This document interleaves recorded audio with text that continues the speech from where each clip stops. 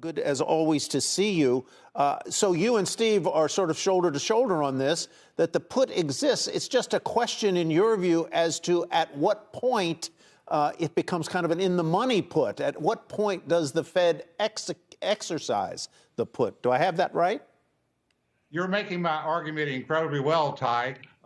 Fundamentally, the put is a function of the Fed. The Fed was created in 1913, essentially, to bring stability to a financial market that didn't have stability. So philosophically, the put is always there. The question is, where is the strike price? Or if you want to look at it somewhat differently, look at it as a reinsurance policy. And the question is, what is the deductible? The lower is the deductible, the more risk-seeking investors will be. The higher is the deductible, the less risk-seeking. And the Fed uses effectively the degree of comfort that it gives to the market to change financial conditions, which is how it affects the real economy and inflation. So this is really an important topic because monetary tightening doesn't get to Main Street directly. It goes through Wall Street, through tightening financial conditions, otherwise known as falling bond and stock prices. Paul, you could also call it a bailout, which is how people impolitely typically see it, which is, you know, the Fed's only job is to make sure the markets go up, and every time they fall, they come in and come to the rescue. And the last cycle proved there was a little bit more to the story. Financial conditions were really weak, and it was just kind of the market telling the Fed, like, we're not healthy, we're not there yet. Isn't this cycle different, though? And you're right. Everyone on Wall Street has their view about how low stocks have to go before the Fed would capitulate. How low do you think they would have to go now because of inflation?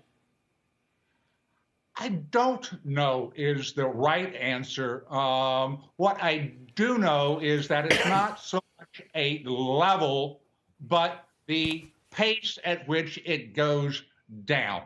What the Fed wants for most is a orderly repricing of markets to a tighter monetary policy. And as long as it is an orderly repricing, otherwise known as a bear market, the Fed, I think, has a degree of comfort about it, which is why they're so incredibly careful, and Jay Powell is amazingly good at it, in forward guidance, in that he wants the marketplace to front run him, and he can fine-tune that, or the word he uses is nimble.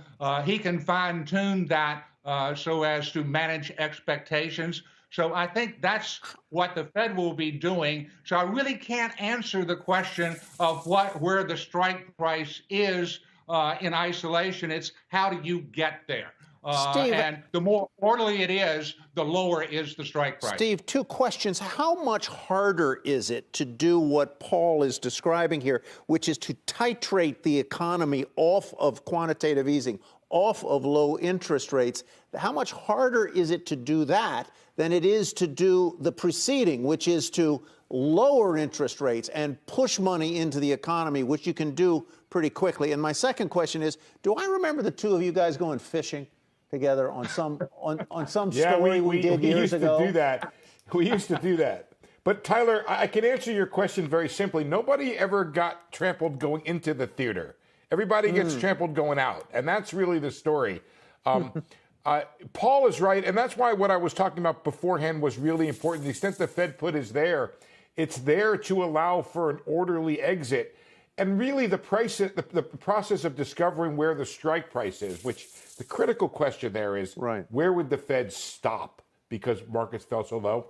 The orderly process of taking away stimulus very slowly allows for discovery of that price.